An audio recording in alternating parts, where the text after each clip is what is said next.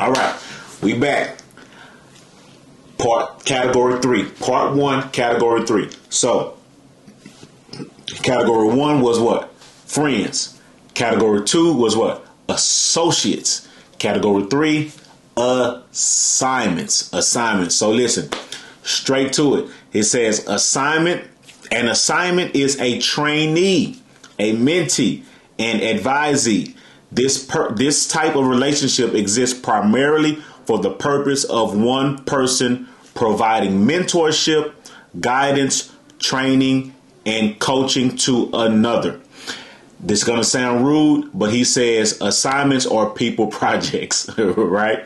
So listen, we have to be careful not to confuse this or put a person as a friend that should mainly be an assignment. I have done this and it messed up some things, not only in my life, but in that person's life too. God sent me, well, this person came into my life that should have been an assignment, but I treated this person as a friend. And I moved on some things too fast, and it was just a disaster, right? And so these are the type of people that you should be pouring into, mentoring, etc. And listen, this relationship is lopsided, right? Because you are the one that's doing most of the feeding. You're the one that's doing most of the grooming and the pouring. And this person just has a bucket and they are receiving what you're giving, right? They are your assignment. Here it is. In assignment relationships, there may even be a spirit of friendship, despite a person not actually being a friend. People without relational intelligence are unaware of this reality and could make the mistake of treating an assignment like a friend. Assignments are individuals who may appear to have a genuinely deep adoration for you or admiration for you, but in actuality, their love and admiration is for your gift and not for you as a person. See what I'm saying? So they all up in your mix because of what you can offer or because of what you're giving them. And it appears to be friendly, but it's appearing to be friendly only because of what you're presenting, not because of who you are as a person. So that's where we mess up at sometimes, right? We get in these relationships that should be assignments, but we make them friends. But they're only your friend because of what you have to offer. Be careful. Be careful. So let's talk about this. Traits of an assignment. First, an assignment must be someone who sees you as an essential asset. They have to see what you offer and have to want it, right? This mentee must really see the mentor as a mentor, not a partner. No, you're somebody that's going to help get them where they are trying to go, right? This person has to see you, the advisor, as someone worthy of seeking advice from. The spiritual son or daughter must view the spiritual father or mother as actual spiritual parents. Let me keep it real with you. There are some people that will call their pastor daddy. I don't get into that mess. I got one daddy. His name is Harold Pierce Sr. He the only one I call daddy. Right? I have a father in love who I may call Pop. But those are the only two father figures I have. And my father in love is also the one who brought me into ministry. So he's like my father in the ministry. But outside of that, I ain't calling you daddy. I think that's crazy. But so when it comes to spiritual parents, I don't call people spiritual parents. I call them mentors, spiritual mentors, right? And these are people that pour into me, help me get to where I'm going, right? But as an assignment, they have to see you as one that can give them guidance, right? An assignment is not going to pour back into you the way you pour into them.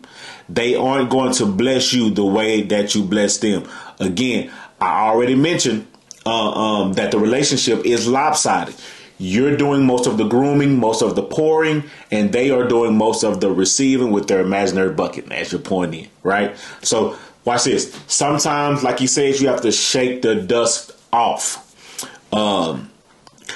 Meaning this, everybody don't want your help.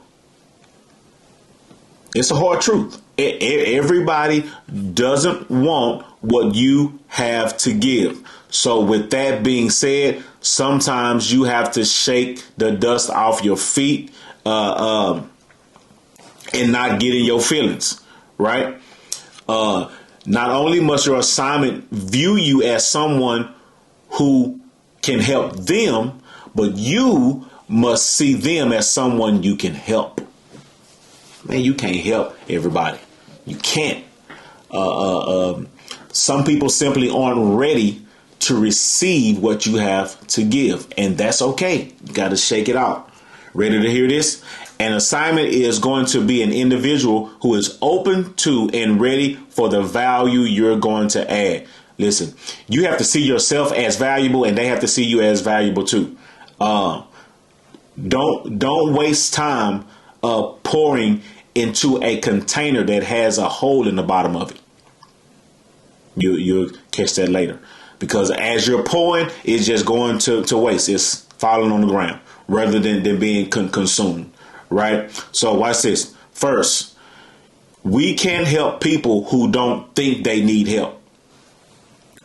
Some people simply think they got it all figured out. They don't want to be nobody's assignment. They don't need a mentor. They got it all together. Shake it off. Keep it moving. Secondly, we can't help people who know they need it and don't want it. Listen, you can have a flu, you can have COVID, you can have a cold, you can have whatever. Be sick as a dog, right? You know you need it, but you simply don't want the meds yet. Hey, again, you can't help everybody. Thirdly, we also can't help people who don't want it yet. See, some people may know they need it, but they're not in the season of their life where they're ready to receive it. Like, hey, man, I know I need help, but I ain't necessarily ready to open up and be transparent with you yet, right? Fourthly, we also can't help people who don't want it from you. I just kind of said that, right? There are people that need help, know they need help, but you don't fit the criteria that they're looking for. And that's okay. Again, shake it off. Here it is. Finally, we can't help people who aren't willing to do what it takes to get what they need. Man, some people know they need help, but they don't want to get up off the couch and get it cracking. You have to set realistic expectations. Can you help this person or can you? Either you can or you can't. You have to be real. You have to be transparent. You have to find balance. You have to know when the assignment fits and when it doesn't. So, are y'all ready for the final? We've dealt with what? Friends. We've dealt with associates. We've dealt with assignments. And now, finally, we make our way to advisors. Here we go. Are you still rocking with me? Okay. So, part one still, 4 categories. Category 1 was what? Friends. Category 2 was what? Associates. Category 3 was assignments. And category 4, advisors. Watch this. Let me say this. In certain seasons of our lives, God will bring us advisors. We are their assignments. These individuals will serve as mentors and offer us guidance in specific areas of our lives. usually for a limited amount of time. Meaning this, just because you or someone else starts out as an advisor doesn't always mean that they will remain your advisors. Here's why. Because you grow up, your interests change, seasons change, and the value that one person gave you in one season may not necessarily be needed in the next season, right? These are advisors. Here it is. Having an advisor means that an assignment is able to receive the benefit of someone's experiences, education, and exposure without paying the price that the advisor had to pay to get it. So you're going to get stuff, I ain't going to say for free, but you're going to benefit from your advisor's pain, mistakes, highs, lows. You're going to get the you're going to get the wisdom without having to pay for the lesson. Yeah, because they already paid for it. You're just going to get the lesson for free, right? It also means that an assignment is the beneficiary of not just the price, but the pain paid by the person. That's what I just said. Assignments get the lessons without the pain. They get the wisdom without the weeping. They get the perspective without the problems. So you get this whole bucket of stuff, all the benefits without having to cash out. All you need to do is sit still and receive it, right? An advisor should never limit or contain an assignment. Yeah. An advisor is more like an umbrella. It covers, but it also keeps us from being exposed to things unnecessarily. Umbrellas literally take the hit so we don't have to. So listen, as a mentor, as an advisor, right? Your job is to do the grooming, and you also have to recognize when your assignment has outgrown you. Sometimes that's painful, but they grow up, right? Sometimes they even feel like they've outgrown you, but you can clearly see that they haven't yet. But they get to a point in their own life and in their own space that they think it's time to go. Watch this. As an advisor, sometimes you have to be okay with letting them go. Even though you can clearly see that the decision is coming like kind of prematurely, like it's too early. But sometimes they get the big head, or sometimes they've been exposed to other things and they say, oh, it's time for me to jump ship. Watch this. As an advisor, let them go see, right? Secondly, as the advisor, sometimes you can see that you've taken them as far as you can take them, and you have to give them their blessing to proceed.